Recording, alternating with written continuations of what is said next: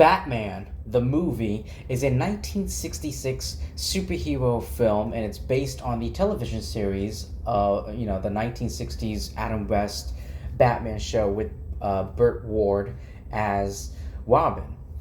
And it is the first full-length theatrical adaptation of the DC Comics character of the same name. The film stars Adam West as Batman and Burt Ward as Robin, as I mentioned, and the film hit theaters 2 months after the last episode of the first season of the television series.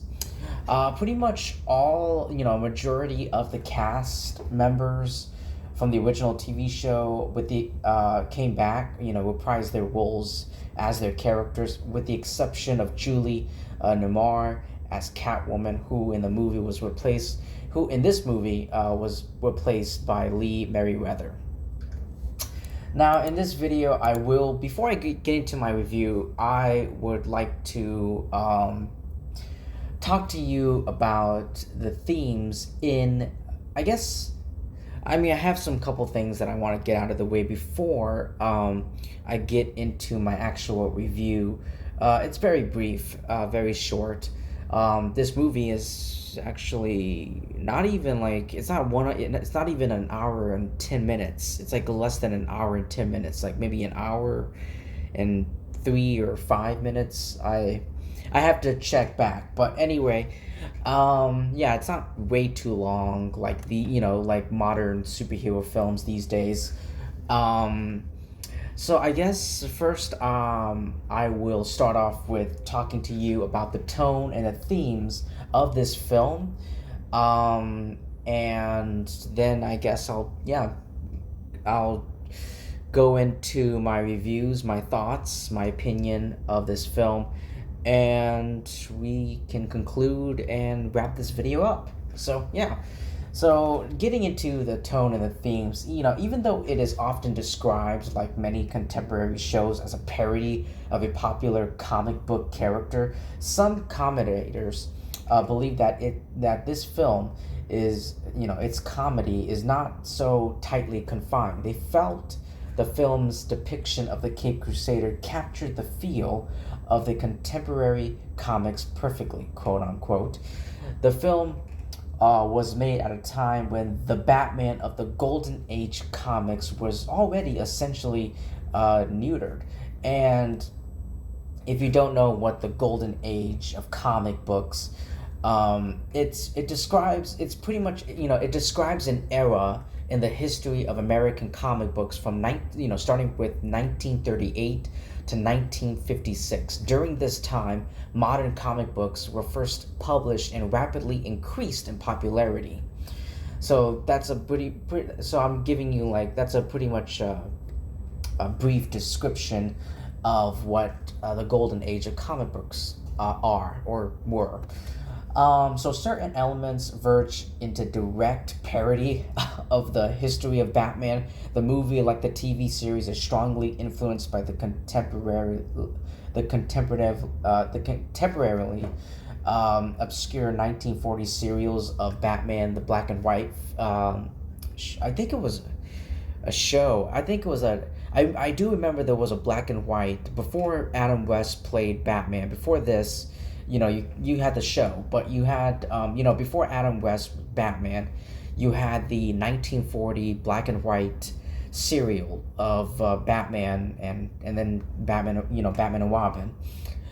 And I don't remember, I have to look it up. I can't remember exactly if those black and white 1940s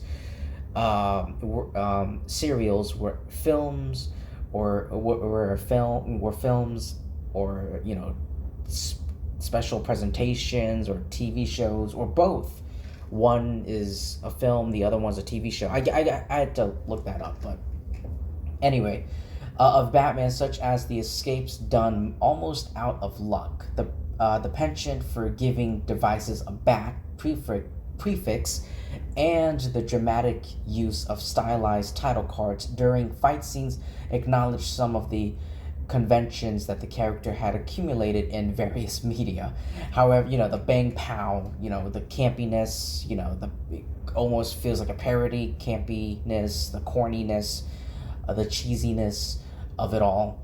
Um, and however, the majority of Batman's campier moments can be read as a broader parody on contemporary mid 1960s culture in general.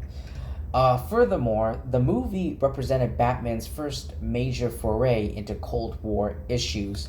You know, Cold War was a period of geopolitical tension between the United States and the Soviet Union and their respective allies, the Western Bloc and the Eastern Bloc, that started in 1947, 2 years after the end of World War II, and lasted until all the way to 1991, the fall of which was the fall of the Soviet Union.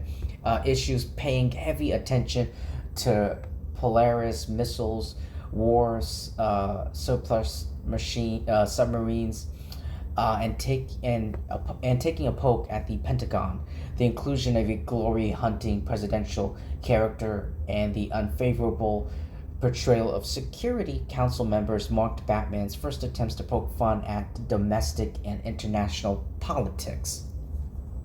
So, if you don't know what the Polaris missiles they were a two-stage solid fuel nuclear-armed submarine launched ballistic missile, or SLBM. As the United States Navy's first SLBM, it served from 1961 to 1980. And, and, and everyone knows about the war surplus submarines. There were goods, usually, that were sold to otherwise disposed of when held in excess, or are no longer needed by the military. And then, the Pentagon, which is the headquarters buildings of the United States Department of Defense, which is located in Arlington County, Virginia, across the Potomac River from Washington, D.C. The building was constructed on an accelerated schedule during World War II. So that's pretty much the tone and the themes of this film. A lot of a lot of golden age comics influence and effects and all that. So there are some vehicles in this film.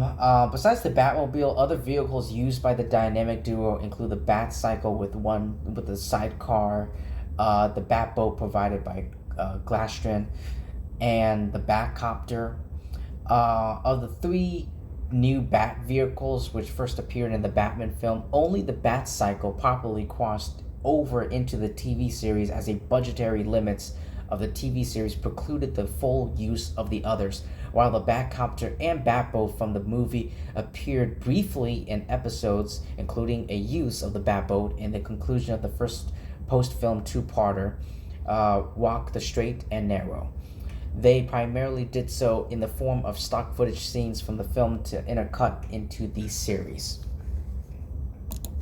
So, my review.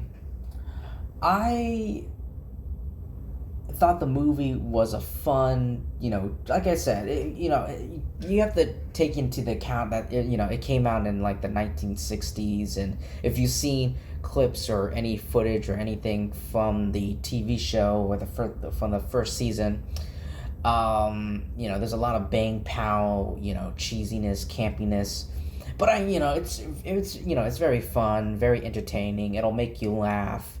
This film. And the show itself. Batman the movie, it just really elevates the camp into sort of like an art form, and has a blast doing it every glorious tongue-in-cheek inch of the way. Unlike other attempts at bringing these characters to life, the TV cast really captures the inherent insanity of the roles. The intense, innocent enthusiasm of Cesar Romero's Joker, and it's just all the cast members, as the three, criminals. as the three criminals is balanced against the innocent calm of Adam West and Burt Ward's Batman and Robin, respectively. Um, so yeah, that's pretty much it. It just, I had a fun, entertaining time, but like I said, you have to take into account of all that. But anyway, ladies and gentlemen, that's all I have to say for Batman the movie. If you've seen the film, let me know what you thought about it in the comments below. Thank you so much, everyone, for taking time to listening to my review. And please, do comment on what your thoughts on the tone and themes of this film. Did you notice anything else that I didn't notice? The whole Cold War and the golden age of comics, as I've mentioned. Let me know if I've missed anything, or if you notice other themes that I didn't mention. And also, what do you think about this film overall? So let me know all about that in the comments below. Thank you so much, everyone, for taking time to listening to my review. Please like and subscribe. And definitely subscribe, because when you subscribe, you be helping my channel by tons, by a bunch, and I would really, really mean it, and it'll mean a lot to me. Like, you would be part of my community, you'd be part of my family, and I would welcome you. I and everyone, all of my subscribers, will welcome you into our home. So, thank you so much, and I'll see you in my next video. Peace.